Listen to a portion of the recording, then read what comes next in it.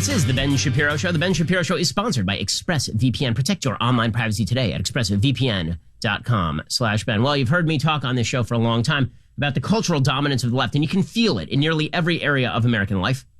It's pretty incredible how political all of American life has become. I have a bevy of stories about this today. So, Coca-Cola has now decided that they are going to force their employees to take anti-racism training with the execrable Robin DiAngelo. Robin DiAngelo is the worst public intellectual in America. She's awful. She's a cult leader.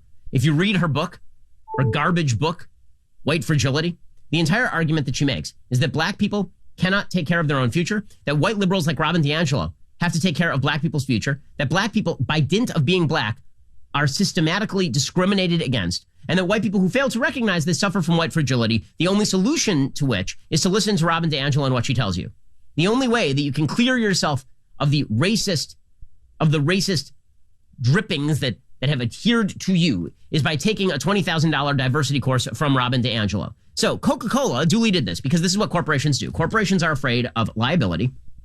They're afraid that someone will sue them for discrimination. And so they hire people like Robin DiAngelo to give them the cover to continue to do business. They feel like, okay, fine. So for 20 grand, now I can say when I'm sued by some upset employee that we gave everybody the anti-racism training. Okay, so Robin DiAngelo was doing this training, and we have some screen caps from this particular training. Here are some of the screen caps. Confronting racism, understanding what it means to be white, challenging what it means to be racist. Solid stuff here from Robin DiAngelo. Okay, to be less white. Okay, so here's how, right, we don't want you to be white. We want you to be less white. Which, okay, this isn't racist at all, by the way. To be less white is to be less oppressive, be less arrogant, be less certain, be less defensive, be less ignorant, be more humble, listen, believe, break with apathy, break with white solidarity. Now, we need to take a moment here to explain what exactly Robin DiAngelo is saying. Again, this is Coca-Cola employees being subjected to this overt racism. Because if you're white, this means that you're oppressive, arrogant, certain, defensive, ignorant, humble. You must, not humble. You need to listen and believe. You're apathetic, and you have white solidarity if you're white. So you need to be less white. I don't know how. Like, really, how are you less white? She doesn't mean that you color your skin, obviously. That's racist. Instead, what she means is that you have to be a person who listens to Robin DiAngelo. You are, by being a white person, oppressive. Unless you recognize that you're oppressive, in which case you're less white in some way. You're arrogant if you're white. You might think of yourself as not arrogant. Wrong. Because now you're engaging in defensiveness. Right? This is the stupid little game she plays. This perverse game. Right? She says, you're oppressive and you're arrogant and you're certain about all your stuff. You're like, well, no, I don't feel like I've oppressed anybody. And as far as arrogance, I mean, frankly, I kind of know what I'm good at and what I'm not good at. And I'm not good at a lot of things. And I'm not super certain, actually. In fact, I have a lot less certainty than Robin DiAngelo. So I kind of deny this stuff. And she goes, you're being defensive. Right? If you fight back against her now, you're defensive, which means you're being white again. Stop that. You have to be less ignorant, right? Because you're ignorant because you're white. You say, well, no, I'm not ignorant. Actually, I know a lot of things. Nope. There you are being defensive again. You need to be more humble, which I love that just to fill out this slide, she had be less arrogant and also be more humble, which is the same thing. You have to listen and believe. Listen and believe. Okay, by listen and believe, she means that if someone tells you that they feel that they have been subjected to some sort of predation by another person, you can't evaluate the evidence. You can't say, okay, well, I understand you feel that way. The feeling may be authentic, but what is the evidence to back whether the feeling is justified? Authentic and justified are two very different things. A lot of people feel things authentically that are not justified by the underlying fact pattern. This happens all the time. My kids feel authentically angry at me on a variety of bases. That does not mean that their feelings are justified. My son yesterday, it was time for him to go to bed. And my son decided that he did not want to go to bed. Right? And he was very angry at me because I said, we have to stop playing Legos. You need to go to bed. His feelings were authentic. They were not justified. It was time for him to go to bed. By the way, he was so upset at this that he then went and peed on the floor because this is what children do. Funny now, wasn't at the time. His feelings were authentic. Peeing on the floor was not justified. In any case, listen and believe is what Robin DiAngelo says. You must believe. You have to break with apathy. Because what she means by break with apathy is you just have to mirror everything she says, or you're apathetic. And finally, you have to break with white solidarity because you understand if you refuse to go along with what she's saying, this means that essentially you're a white solidarity supremacist. Okay, then here's more from Robin DiAngelo training the unlucky suckers over at Coca-Cola. In the U.S. and other Western nations, white people are socialized to feel that they are inherently superior because they are white. Research shows that by age 3 to 4, children understand that it is better to be white. Oh, is that what the research shows? Is it now? Interesting. Also, white people are socialized to feel they are inherently superior because they're white. Actually, no. The civil rights movement socialized us to believe that people should be treated as individuals. It is your educational training that makes white people feel that they are superior because it is only white people who can solve the problems for black people. It's something Shelby Steele pointed out in his own book, White Guilt, which is one of the beautiful things about being somebody like Robin DiAngelo is the only person who can solve the problem is white people. You still get to be superior if you're Robin DiAngelo. You still get paid 20 grand to fix America's racial problems because you're owning it, you see. And finally, try to be less white. Honestly, this should be like the 1984 Apple commercial. It's just Robin DiAngelo talking to you like Big Brother until somebody comes in with the logic hammer and flings it at the screen. Try to be less white. Okay, so Coca-Cola, a massive company, hired Robin DiAngelo to teach this crap to the people who work at Coca-Cola.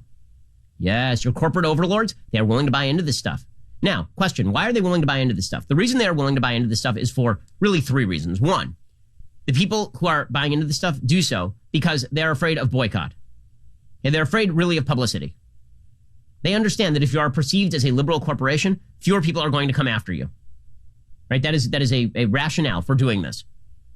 There's a study, I've cited it before, from Harvard Business Review. It showed that if you put together a focus group of people from all different political sides of the aisle, and you ask them about a corporation, and you ask them about the corporation being formed in 3 different ways. 1, as a politically neutral corporation. 2, as a politically liberal corporation. And 3, as a conservative corporation, the crowd's reaction would be wildly different. If you just said, same corporation, it's neutral, people are like, okay, sounds good. If you said it was liberal, people are like, okay, sounds good. If you said it was conservative, the positivity ratings dropped by 33 percentage points, all among people who are lefty.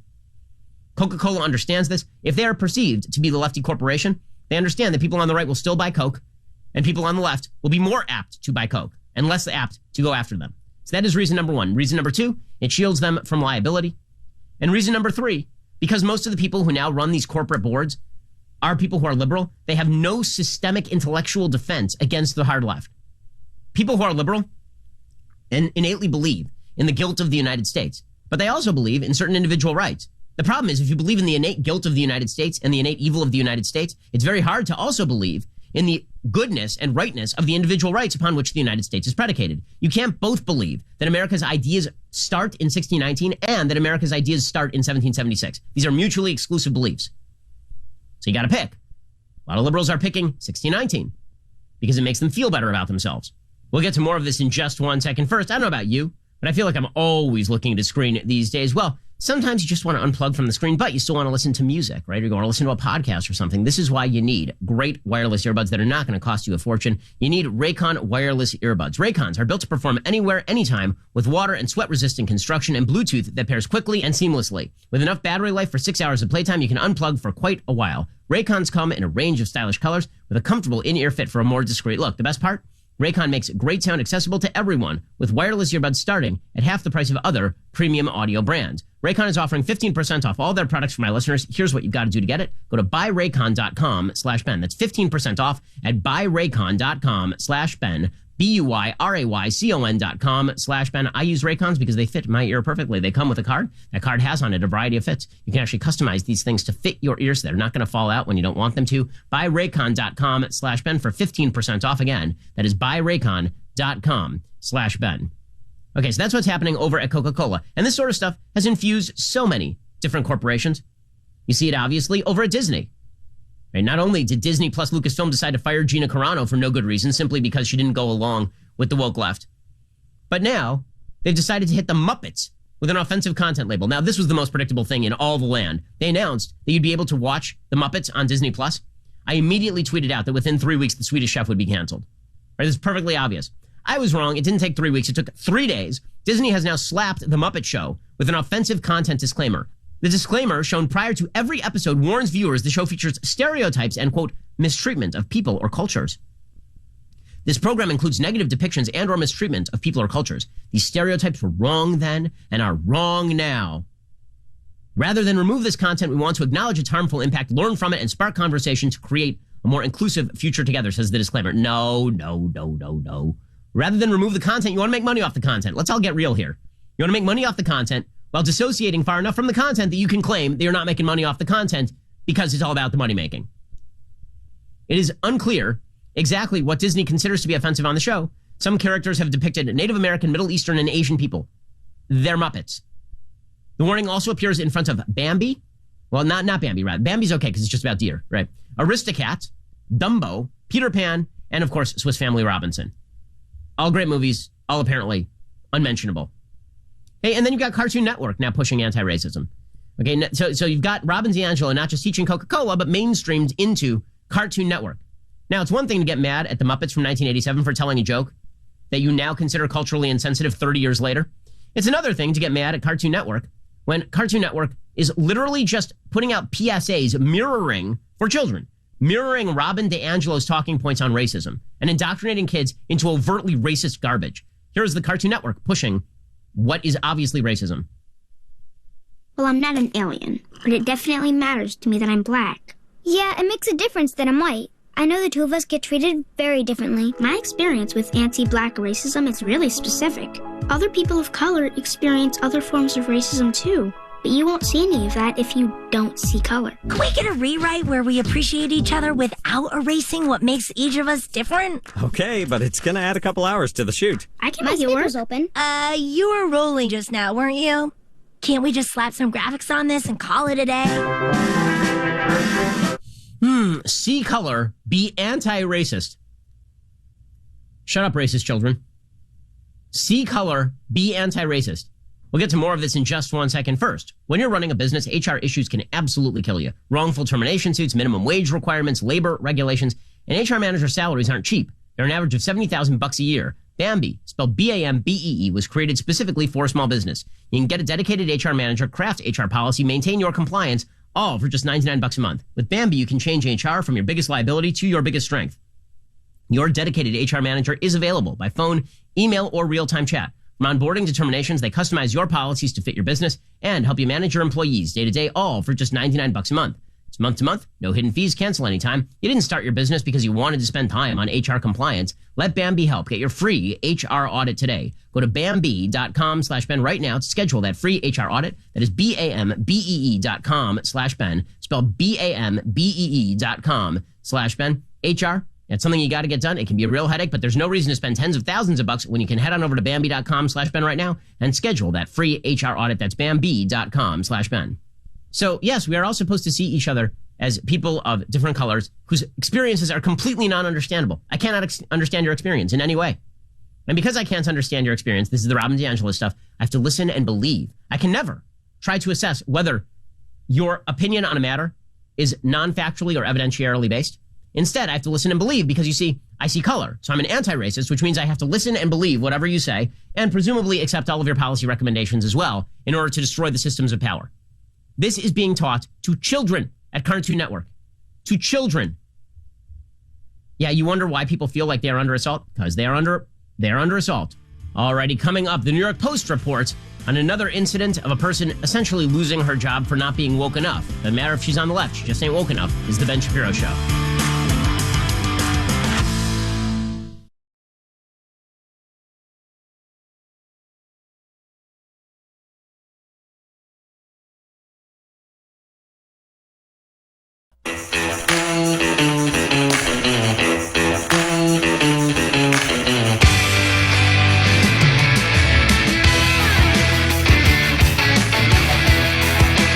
Welcome back. This is the Ben Shapiro Show. So there's a story in the New York Post today that continues to push forward the truth of the matter, which is that there are just too many employees all across the land who are being fired for not being woke enough.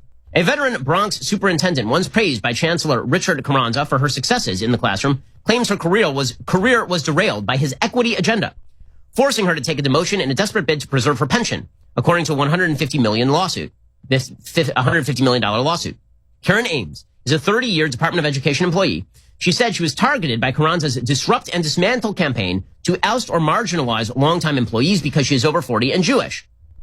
The agenda of Chancellor Carranza and his senior leadership team was euphemistically touted as an equity platform, right? We've talked about the difference between inequality and inequity, and how the left conflates the two. Inequity meaning that everything is unfair, and any element of American life where an outcome is not equal means that something unfair happened. She says, in reality, the equity platform was a platform used to create gender, age, racial, and ethnic divisions in the New York City school system. Ames was grilled about her ethnic background, chastised by a colleague at her training session when she shared her grandparents' experiences during the Holocaust in Poland, and admonished when she declined requests at superintendent meetings to take part in the comic book movie-inspired Wakanda Forever salute to Black Power, she charges in the legal filing. Carranza had heralded Ames' success in raising math scores at struggling schools, but instead of celebrating Ames' work, Cheryl Watson Harris, Carranza's top deputy, who left last year to become schools chief in DeKalb County, Georgia, interrogated Ames during a chauffeured car ride about her Department of Education history, her family, residency, and improperly inquired about her ethnicity, she claimed.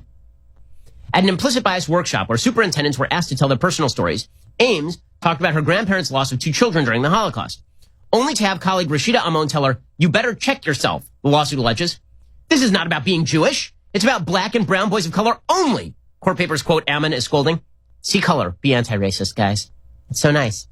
In August 2018, Ames was summoned to the Department of Education headquarters, where Watson Harris handed her a termination letter, telling her the department was moving in a new direction. A month later, Ames was given a choice: take a demotion or be removed from the payroll in 24 hours. She took the demotion. The DOE eventually assigned Ames to the Office of School Health, but gave her no work for 5 months.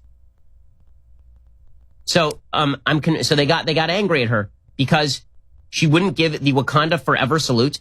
Wakanda's not a real country, gang. It ain't real. If you refuse to give a salute to a country that doesn't exist, is that racist? Apparently, the answer is yes. This sort of stuff is happening at employers around the country. Around the country. And you are allowed to target people at these places. You are encouraged to target people at these places. Barry Weiss, formerly of the New York Times, has an excellent piece today about a woman named Jody Shaw at Smith College. She says, courage has come in the form of a woman named Jody Shaw. Jody Shaw was, until this afternoon, a staffer at Smith College in Northampton, Massachusetts. She made $45,000 a year, less than the yearly tuition at the school. She's a divorced mom of 2 kids. She's a lifelong liberal, alumna of the college. She has a front row seat to the illiberal, neo-racist ideology masquerading as progress. In October 2020, after Shaw felt she had exhausted all internal options, she posted a video on YouTube, blowing the whistle on what she says is an atmosphere of racial discrimination at the school. I asked that Smith College stop reducing my personhood to a racial category, stop telling me what I must think and feel about myself, stop presuming to know who I am or what my culture is based upon my skin color, stop asking me to project stereotypes and assumptions onto others based on their skin color. Now she is resigning from the college, and she is turning down a settlement that would have given her a much easier way out. She says that the climate at Smith College changed dramatically in July 2018 when the culture war arrived on campus when a student accused a white staff member of calling campus security on her because of racial bias. The student who is black shared the account on social media and drew a lot of attention to the college. Before even investigating the facts of the incident, the college immediately issued a public apology to the student, placed the employee on leave, and announced its intention to create new initiatives, committees, workshops, trainings, and policies aimed at combating systemic racism on campus. There was an independent investigation into the incident and found no evidence of racial bias. The college ramped up its initiatives aimed at dismantling the supposed racism that pervades the campus. This only served to support the now prevailing narrative the incident had been racially motivated and Smith's staff are racist. She was told that her career was ended. Why? Because she was supposed to create a program about library orientation in which she used rap, but because she was white, that could be viewed as cultural appropriation. She was up for a full-time position in the library. She was told her candidacy was dependent upon her ability, and she was told to reinvent a program that she had devoted months of time to creating. And so she moved into a current lower-paying position as student support coordinator. And then she was told on multiple occasions discussing her personal thoughts and feelings about skin color was a requirement of her job. She says, quote, I endured racially hostile comments, was expected to participate in racially prejudicial behavior as a condition of my employment. I endured meetings in which another staff member violently banged his fist on the table chanting, rich white women in reference to Smith alumna. I listened to my supervisor openly name preferred racial quotas for job openings in our department. Every day I watch my colleagues manage student conflict through the lens of race, projecting rigid assumption and stereotypes on students, thereby reducing them to the color of their skin. I'm asked to do the same. This woman at Smith College, she says the last straw came in January 2020 when I attended a mandatory residence life staff retreat focused on racial issues. The hired facilitators asked each member of the department to respond to various personal questions about race and racial identity. I said I don't feel comfortable talking about that. Later, facilitators told everyone present the white person's discomfort at discussing their race is a symptom of white fragility. They said the white person may seem like they are in distress, but it's actually a power play. In other words, because I am white, my genuine discomfort was framed as an act of aggression. I was shamed and humiliated in front of all of my colleagues. And so eventually, she quit. Okay, this sort of stuff is happening at corporations all over the United States. It's happening at colleges, it's happening at Coca-Cola, it's happening at Disney, it's happening at Cartoon Network, and maybe happening where you work. Unless we get together and we fight back against this. And there are many ways to do it, which we'll be discussing in future episodes. And in my new book, which will be coming out shortly. Unless we fight back against this, it's going to win. We're all going to have to unite and fight back against this. This is the Ben Shapiro Show.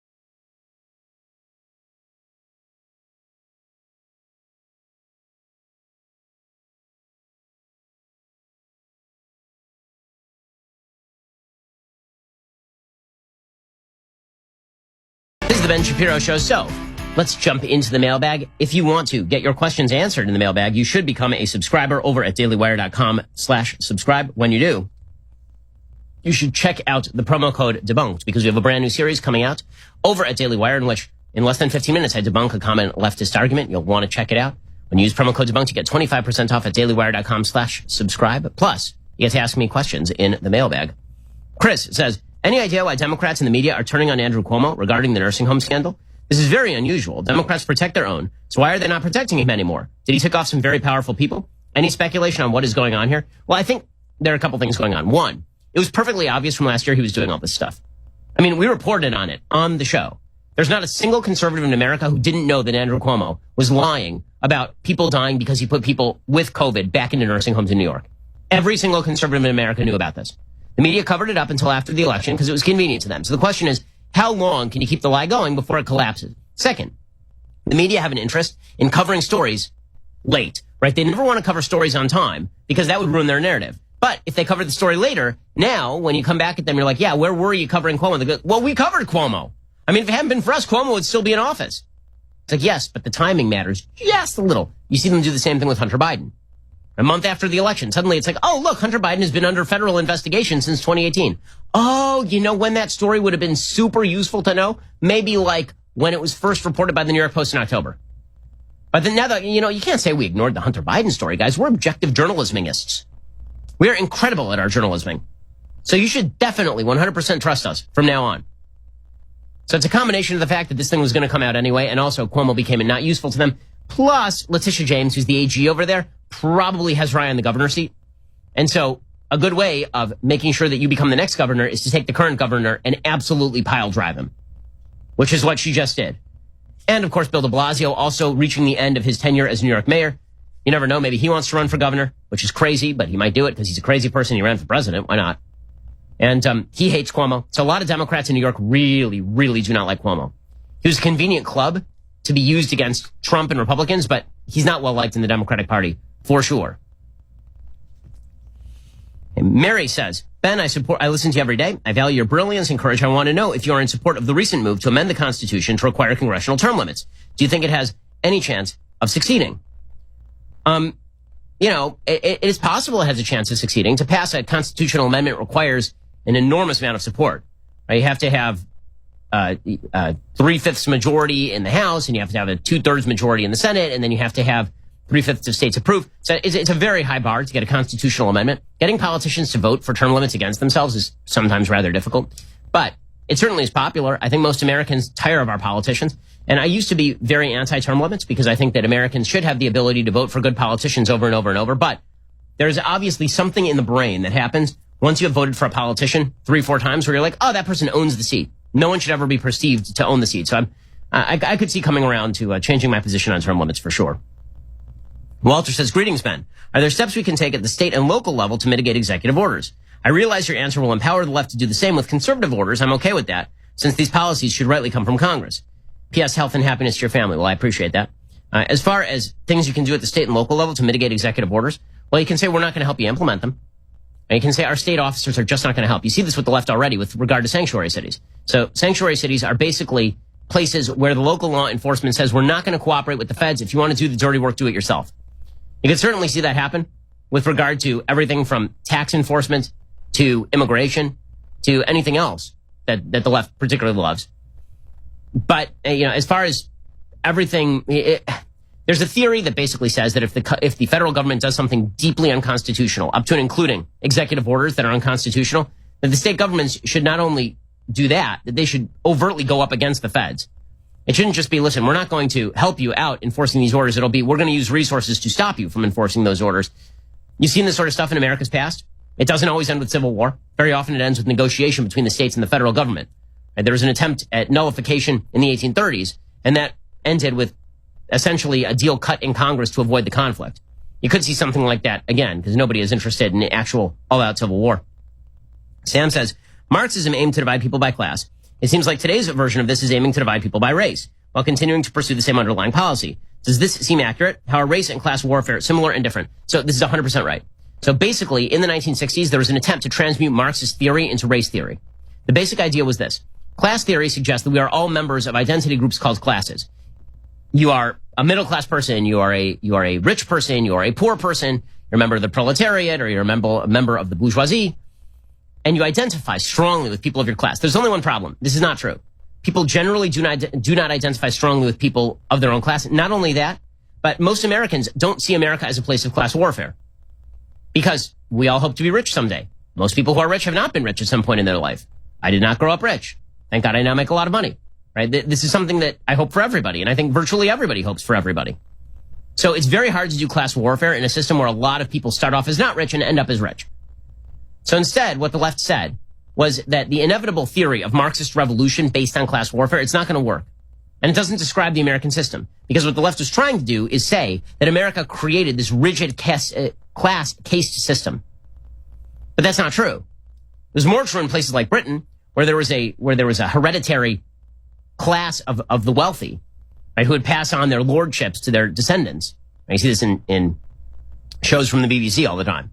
That didn't exist in the United States. This is something Alexis de Tocqueville pointed out. So that provided less fodder for a socialist movement in the United States to be particularly successful. There's much more free market and individualistic, a lot more social mobility and all of this. So instead, in the 60s, there was this transmutation to race-based policy. And race now is a stand-in for class. And you see this perfectly clearly when you see how the left treats race. So what the left said is, okay, so we might not be members of class groups, right? It might not just be the rich versus the poor or the 1% versus the 99%. Instead, America has always broken down according to race. Now, here's the thing. There's truth to that, right? America does have a history of discrimination against black Americans. America does have a history of slavery. America does have a history of racism against a wide variety of quote-unquote outgroups. Right? All of that is true. And so what the left did is they took that, and then instead of saying the solution to that is treating everybody as an individual, they said that the reason that we have economic inequality in the United States is because of racism. Right? This necessitates that they ignore poor white people, which they do. It's all because of racism. Right? Every class issue is not really a class issue. It's a race issue. It's endemic American racism. And again, it's easier to make the case that America has a history of racism and that its institutions have been shaped by racism than that America has a history of class warfare and that its institutions were shaped by class warfare. So they conflate the two. And this is why, for example, the left will suggest that you are not truly a member of a minority group or a put upon minority group if you're rich. If you are an Asian American, you're really not a member of a put upon minority group, despite the fact that there is widespread anti-Asian racism in the United States up to and including the 1960s, 70s, and 80s. Right? We have to pretend that Asians were never discriminated against, or at least they're not an outgroup anymore because they're wealthy. The minute they become wealthy, they're no longer an outgroup, which shows you the sleight of hand that's being done here. If this were all about true racial identity politics, a member of an identity group that had been victimized would always be a member of an identity group that had been victimized. The problem is, America isn't really super racist. So you can be a member of the Asian community and rise. You can be a member of the black community and rise. You can be president of the United States or vice president of the United States. So the class-based theory that was transmuted into race-based theory fails also But the left will not let it go. They will not let it go because underneath all of this is a Marxist attempt to level all differences, all individual differences by reference to groups. That is the goal here. All right, we're going to get to more of your questions in the mailbag in just 1 second. First, what is your investment strategy these days? Attention, savvy investors. This is Ben Shapiro, as you know. Looking for predictable monthly cash flow? Is a 10% annualized immediate monthly payout good for starters? How about bonuses targeted to 21%? If you want the safety and security of a real estate investment, but without the hassles of being a landlord, you've probably heard of NRIA. NRIA is an industry-leading real estate development firm in its 15th year, developing strategically located, low-risk, high-demand neighborhoods based on supply-demand imbalance.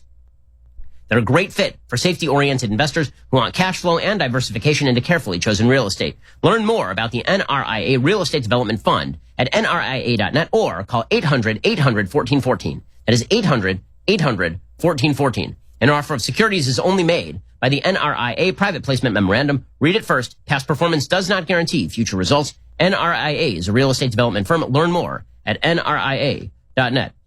Rachel writes, I currently work in Hollywood, and I've had to take multiple online classes about race, transgender rights, and sexism. Do I have a right to refuse this training? Is this something I can get fired for? You certainly can be fired for it, but then you should sue them. So they can make mandatory HR training, and then you can say, listen, I think that your HR training is discriminatory under the Civil Rights Act of 1964. And frankly, I think this is what people should start doing. If you have the resources to do it, you should 100% do it. We need a movement for legal defense in this country that strikes back against the quote-unquote anti-racist training, which in discriminatory fashion suggests that if you are white, then you are evil, and if you are not white, then you are necessarily of better moral stock. That crap needs to stop. So answer, yes, they can fire you. Answer, you can then sue them for wrongful termination. Tessa says, my name is Tessa. I just turned 13. My dad listens to you daily. I try to listen to you as often as I can.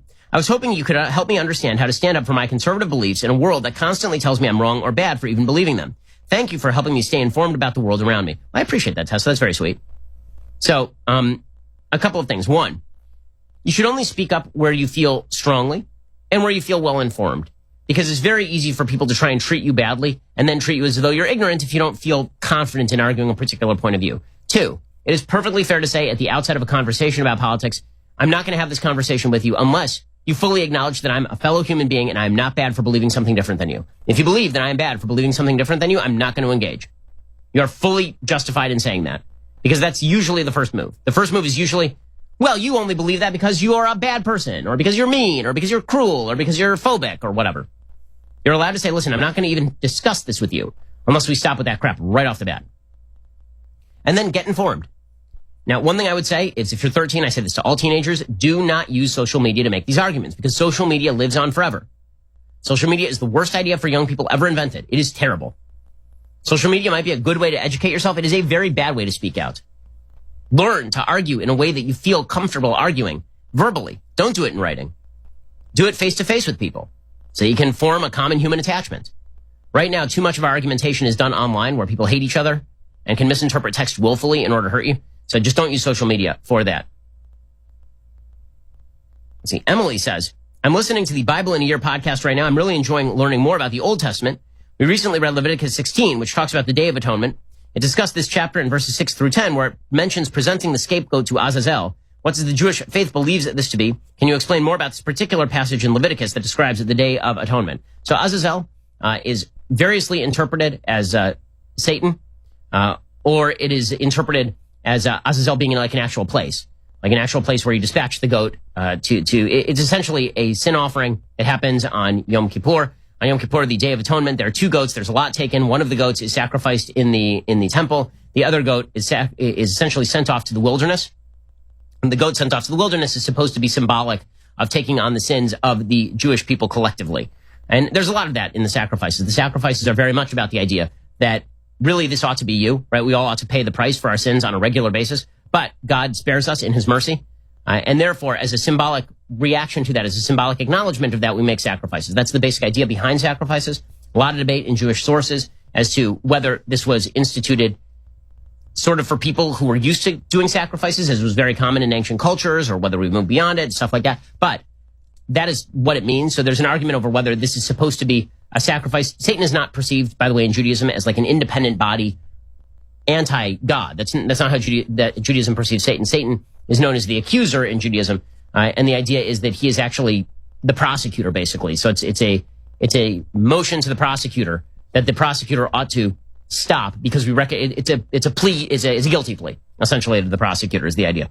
Alrighty, we're going to get to more on today's news in just 1 second. First, a lot of people out there don't like you very much. Why exactly would you choose to give those people your personal data? There's no reason at all. Now is the time to take a stand. Protect your personal data from big tech with the VPN I trust for my online protection. ExpressVPN. See, every device, whether you're on your laptop, phone, TV, has a unique string of numbers called an IP address. When you search for stuff, watch videos, or even click a link, big tech companies can use that IP to track all your activity and tie it back to you. When I use ExpressVPN, my connection gets rerouted through their secure encrypted servers, so those companies can't see my IP address at all. My internet activity becomes anonymized, my network data is encrypted. The best part? You don't need to be tech savvy at all to use ExpressVPN.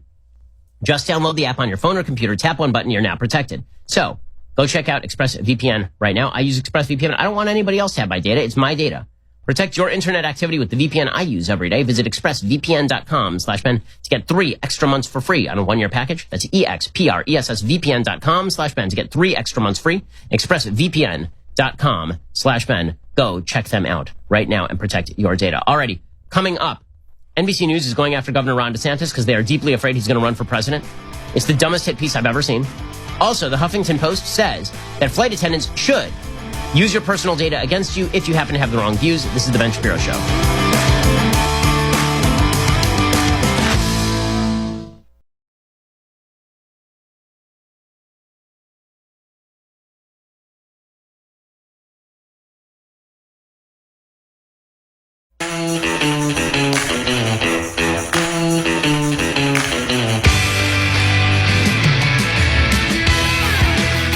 Welcome back. This is The Ben Shapiro Show. So it is perfectly obvious the media are scared crapless of Governor Ron DeSantis in Florida. They are very much afraid he's going to run in 2024. They should be afraid of it.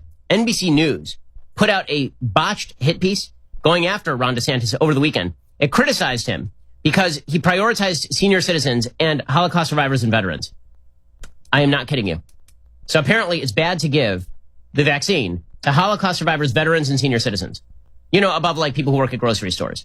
Now, here's the thing. COVID, most likely to kill senior citizens, which would include virtually all Holocaust survivors. But if you were 10 and you survived the Holocaust, that means you were born in 1935, which by necessity means you're a very senior citizen at this point.